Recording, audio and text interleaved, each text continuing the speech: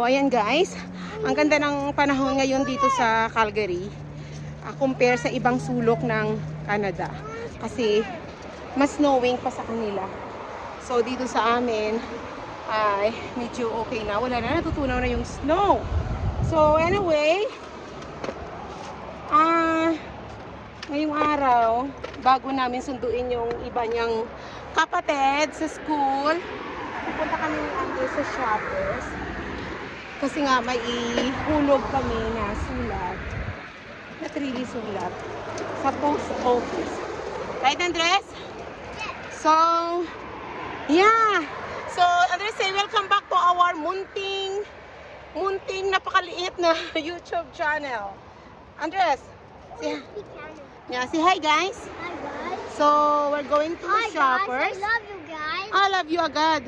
We're going to Shoppers, then we're gonna go back there, dyan lang, papasok sa school ng mga ibang kulitis. So, yeah. So, there you go. Samahan nyo kami muna sa aming paglalakad-lakad. Yeah. Exercise with the stroller. Nandito kami ngayon sa Copperfield Boulevard na walk. Pupunta kami ng Shoppers. Medyo mahaba-haba pang lakarin. Okay? Okay, come on. I-share ko sa inyo. Yeah. So ako ay halos 8 taon na hindi nakapagtrabaho dito sa Canada. O bakit hindi ako nakapagtrabaho? Bakit wala akong trabaho? Yeah. Na kung tutuisin, napakamahal ang lahat ng mga bagay dito. Lahat mahal na talaga. So, noon, 10 years ago, yung $100 mo, ang dami mo nang mabili sa grocery store. Ngayon, yung isang maliit mo na bag, kalahating bag na lang. So, bakit nga hindi na ako nakapagtrabaho dito sa Canada, sa Calgary? Naway, mayroon akong 3 makukulit na Junakis. So ngayon, ang aking mga anak, 3 lalaki. So sila ay, yung panganay 10 years old, yung pangalawa 7 years old, at yung makulit na yan ay 5 years old, kindergarten. So now, hinahingal ako. So dito, mahirap pag nagtrabaho ka na mayroon kang anak. Siguro considerable pa pag isa pa lang yung anak mo kasi magawa mo pa ng paraan. Pero, na makapagtrabaho. Pero, kung ito ay 3 na at sunod-sunod pa, so halimbawa magtatrabaho ka, maghanap ka ng trabaho, yung sasahurin mo, sakto lang din naman na ibayad mo sa mga nag-aalaga ng anak mo. Diba? Wala ka din naman na kikitain. So, ito, yeah, kahit paano, dito sa Canada, may suporta yung mga bata sa gobyerno, kahit konti lang. Ito na yung pinagpagtustos ko sa kanila, habang inalagaan ko sila. At saka yung tatay nila, yun ang nagtatrabaho ng full time para sa lahat-lahat ng mga bagay-bagay. Bayad sa bahay. So, ako naman, nakakatulong lang din naman, konti. Kagaya ng kuryente, heater, di ba? So, anyway, so next time, yeah, go in the side, watch out. Ikwento natin ng, come on, go in the side. Yung detailed kung bakit talaga.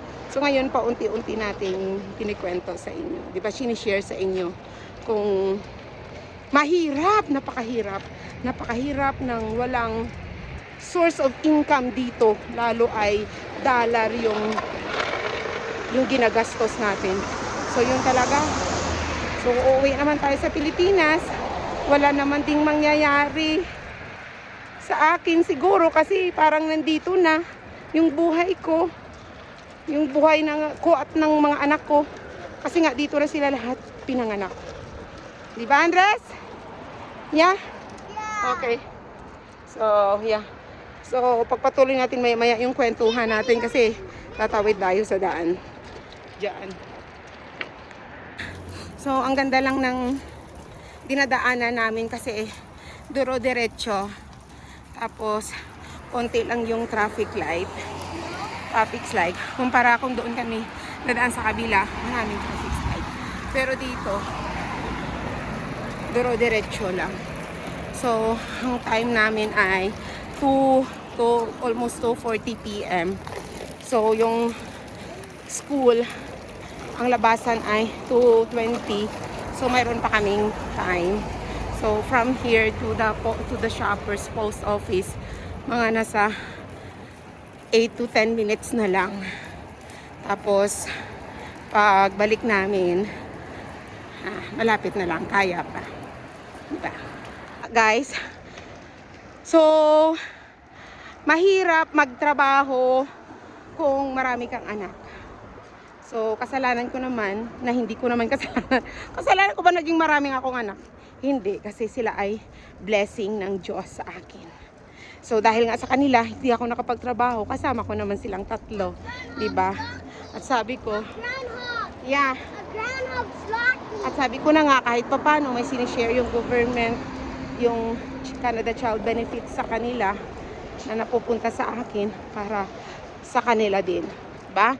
So, syempre, ngayon at 3 silang nag-aaral na sa school. Yung isa 3 hours, itong kindergarten morning lang siya. So, yung dalawa, full time. So, ngayon, ano tawag nito?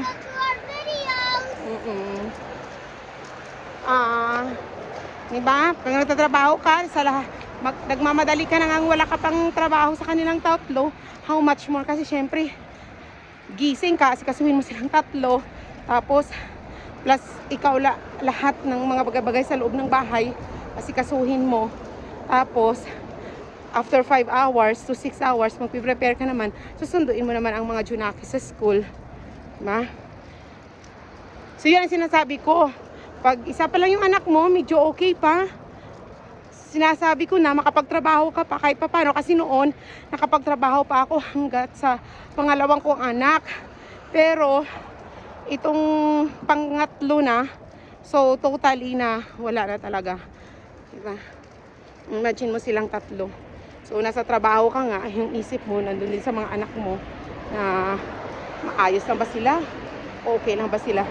So, diba? Tapos, maya hindi mo malaman, nagtatawag yung school na pupunta ka sa school kasi yung anak mo kailangan umuwi. So, kung wala ka, nasa trabaho ka, diba, mahirap. So, yun. Maka 2 years or 3 years from now, sana ay makapaghanap na din ng trabaho at para in the future na nga to, in the future, makapag-pension. Kasi wala tayong hulog ngayon sa pension natin. Diba? Pero sana, diba, pag umayon yung panahon sa atin. So, yun lang. So, yun ang dahilan kung bakit hindi ako nakapagtrabaho na ng mahigit or almost 8 years na dito sa Canada. So, yun. Andres? Okay, let's go fast na. Okay. So, malapit na kami sa Shoppers. So, pakita natin mamaya doon. Pag nandun na malapit na mga 3 minutes. Mga 5 minutes na lang. Now? Sit down now. No. So, ayan na guys. So, malapit na ang Shoppers. Makulimlim. Makulimlim pala ngayong araw. So, yun. Kung titingnan mo mga kahoy-kahoy na yan, yung mga trees, para mo mga dead ball na sila.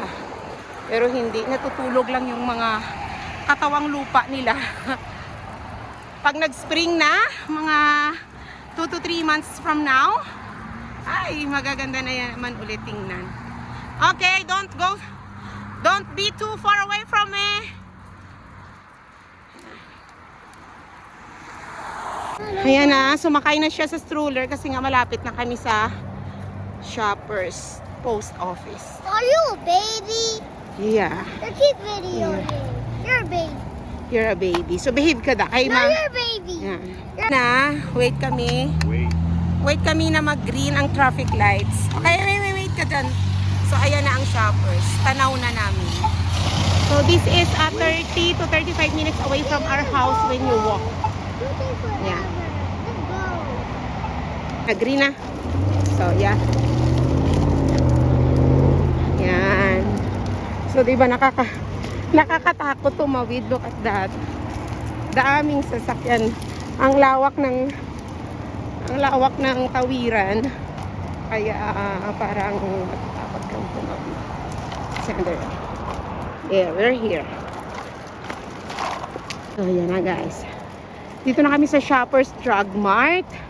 Sa loob ay ang post office. Postal. Here we go. So, automatic na o-open yung ano. So, we're here. Hello.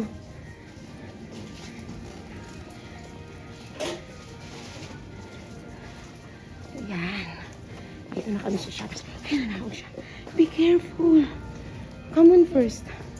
Punta tayo na ng post office. Ayan yung pharmacy. Tapos, ito yung post office. Ayan. Can we buy body this? Yeah. Thank you so much. Yeah, thank you. At tapos na namin ibigay doon. Can we get two of these at one? What did you say? Can I buy two or one? Okay. Because this is Sale? or yeah, 349 or 246. Makalas ka kung dalawa yung kukunin mo. Okay. Yeah. So put it back there. Just hold it because we're gonna pay it. Okay? Okay. Yeah. But you don't need to eat this. Hindi ko nagsilang through dyan. John.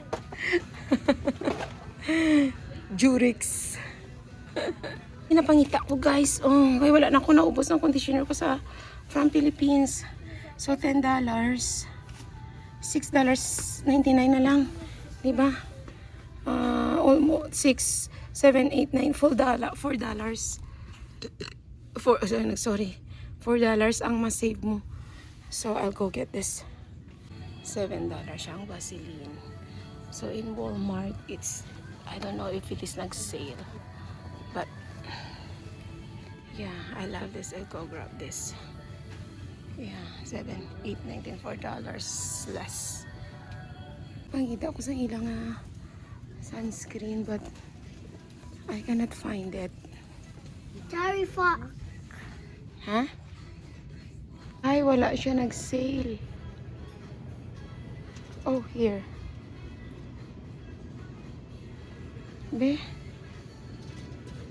So, ayan. We are done here.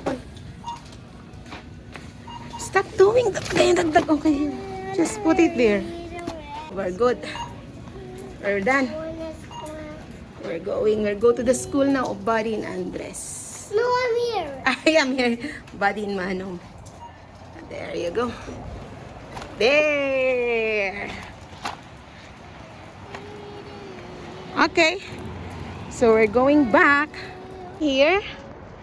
So there. Yung sinend pala namin sa post office ay yung ano tawag nito, yung benefits ni Daddy sa parang life insurance. Diba? Kailangan ibalik. So, there you go. Sa tatawid kami. Tatawid kami. Thank you!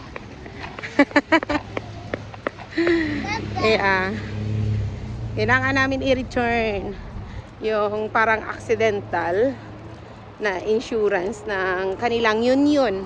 Sa union nila. So, it's done. Okay, let's keep going to the school of the Kulitis. Come on, guys. That's Tita V's car. Sorry. Dito ng aking grade 5. Andun yung aking grade 2. So, go home now. So, nakichika pa ang mother. Kaya, it's almost 4 o'clock na. Okay. So, let's behave now. Let's keep going.